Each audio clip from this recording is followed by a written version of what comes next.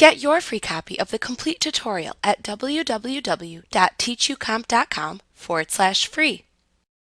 Next, we will examine the simple formula syntax in Excel. Here is an example of the syntax used by a common simple Excel formula. When manually creating a simple formula in Excel, you start by typing the equal sign.